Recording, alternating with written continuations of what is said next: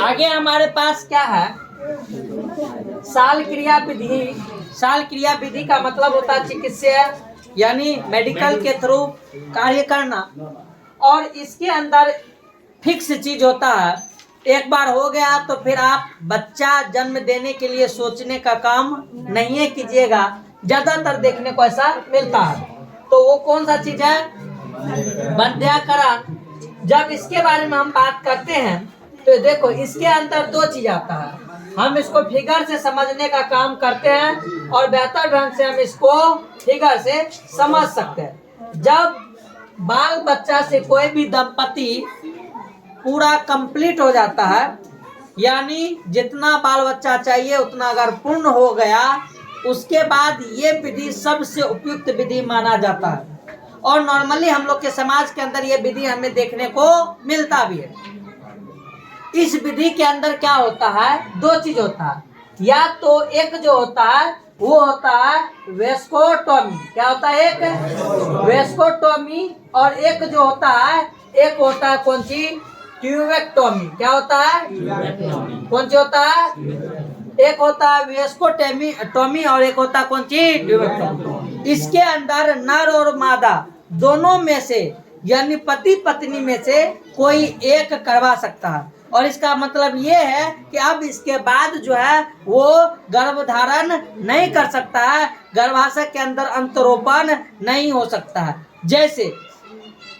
और इसका कोई भी इफेक्ट शरीर के ऊपर भी नहीं पड़ता। अगर हम बात करते हैं किसका, इस वेस्कोटोमी के अंदर, तो हम ये बात जानते हैं कि ये नली जो होता है ये क्या कहलाता है, वास डिफरेंशिया। क्या कहलाता है ना रे।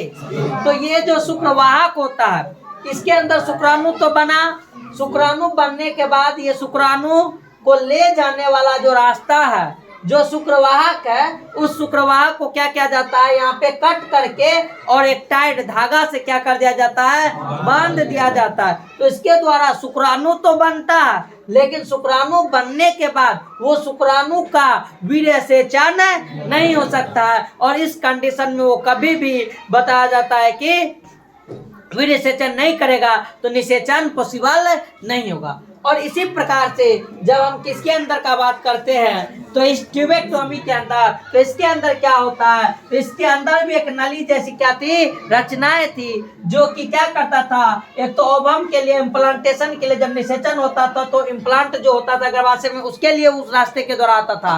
या शुक्राणु जा सकता है, शुक्राणु तो एंट्री करेगा इधर से, लेकिन शुक्राणु जो इस रास्ते से जाने वाला था और इस जगह पे एम्पुला वाला जगह पे निषेचन करने वाला था, उस जगह के लिए इसको किसको, फ्लोपियन ट्यूब को क्या किया जाता है, तो फ्लोपियन ट्यूब को दोनों साइड से कट करके और धागे के द्वारा उसको क्या किया दिया जाता है, बांध दिया जाता है। और इसके अंदर भी ऐसा चीज होता है। हालांकि इसको लेप्रोस्कोपी के मेथड के द्वारा किया जाए तो बहुत आसान होता है और ज्यादा इसके अंदर दिक्कत नहीं होता है, जबकि अगर सर्जिकल मेथड से किया जाता है तो थोड़ा सा प्रॉब्लम होता है। लेकिन याद रखना, दोनों के अंदर, इसके अंदर भी शुक्राणु का निर्माण होगा ही, इसके अंदर ही भी अंडाणु का निर्माण होगा।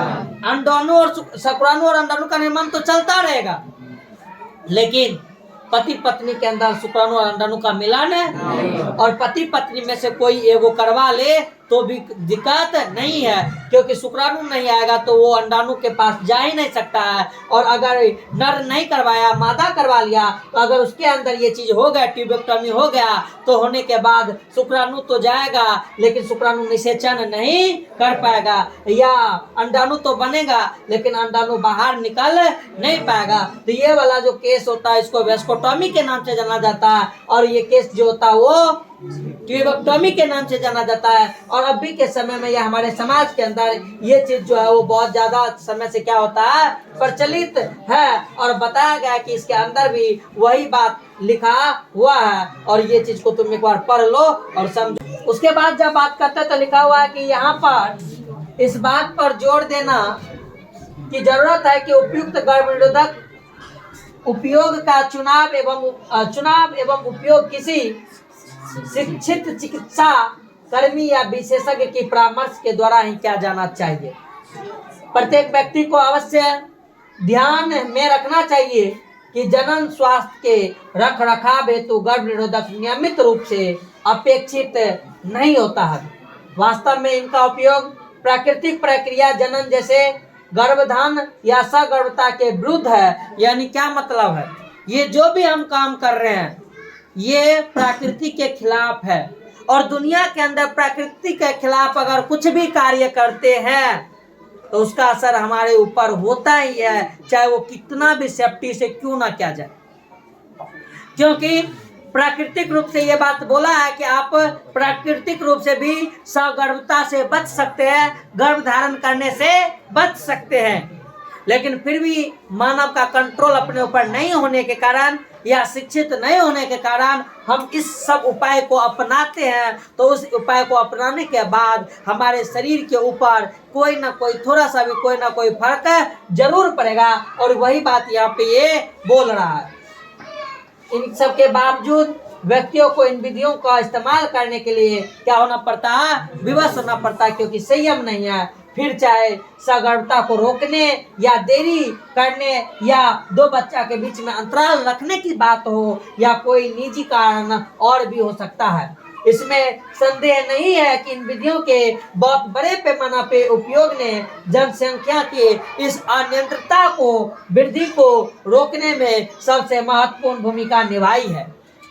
फिर भी इस उपयोग के संभावित दुष्प्रभावों में मितली का आना, उदरीय पीड़ा यानी पेट के अंदर का प्रॉब्लम, बीच बीच में रक्तस्राव का अनियमितता हो जाना या अनियमित मेंस्ट्रुअल साइकिल का होना, यहाँ तक कि कभी कभी इसके कारण स्तन कैंसर की खतरा बढ़ रही है। और अभी के समय में इस चीज के कारण ही हमारे समाज के अंदर स्तन कैंसर बहुत ज्यादा जोर शोर पे देखने को मिल रहा है, जैसे बातें हो सकती है। यद्यपि यह बहुत महत्वपूर्ण नहीं है, फिर भी इनको पूरी तरह से अपेक्षा नहीं की जा सकती है। तो इसलिए कि जब ये काम करें तो ये काम करने से पहले शिक्षित होना, पूरी जानकारी लेना, सेफ्टी के साथ करना, ये चीज़ हमारे समझ में हमारे बुद्धि में रहना चाहिए।